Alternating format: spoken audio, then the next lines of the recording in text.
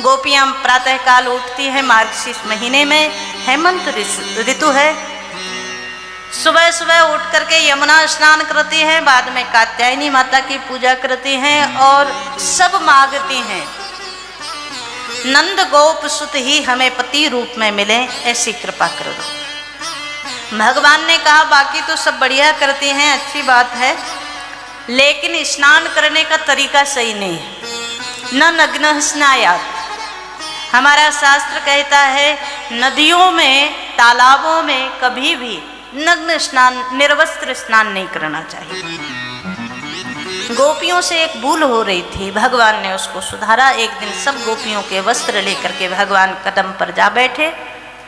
उस समय जब गोपियां बाहर निकलने को हुई और वस्त्र नहीं देखे तो भगवान से ही दूर जब कन्हैया को देखा तो कहा हमारे वस्त्र हमें दे दो।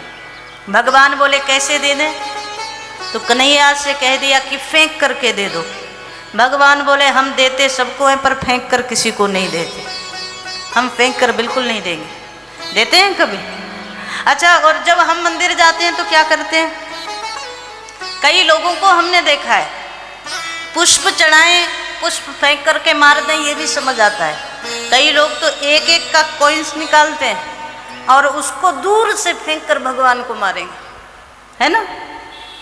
एक बार तो हम कहीं कथा में थे, तो अब क्या करें भाई, श्रद्धालु आप लोगों का तो क्या कह सकते हैं, कौन किसके मन में कब क्या श्रद्धा जाग जाए।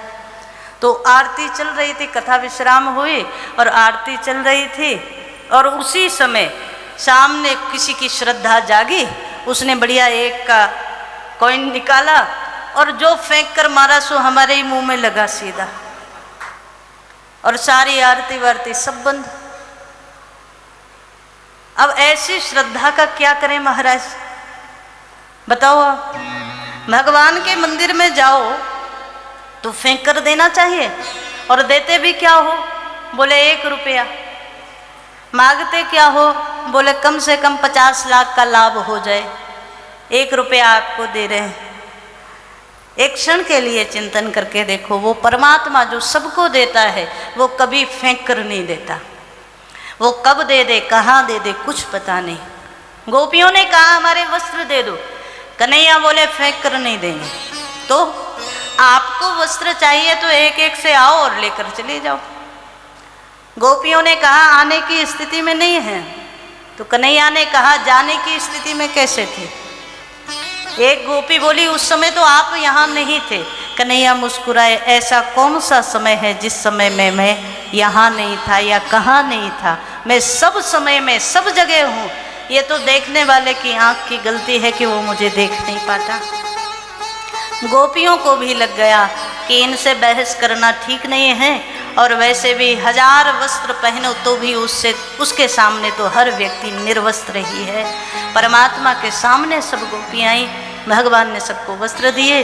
और आज मानो इस बहाने संत जन कहते हैं कि गोपियों के अज्ञान रूपी वस्त्र का हरण भगवान ने किया, अज्ञान आवरण का हरण किया, क्योंकि आगे आने वाली शरद पूर्णिमा में महारास की लीला होनी है और भगवान को पता है कि गोपियों के अंदर थोड़ा भी अविद्या बनी रही, अज्ञान बना रहा तो महारास नहीं हो सकता। तो जीव और ब्रह्म का मिलन कब होगा? जब सारे अज्ञान समाप्त हो जाएंगे, सारे पर्दे हट जाएंगे, तब मिलन संभव है।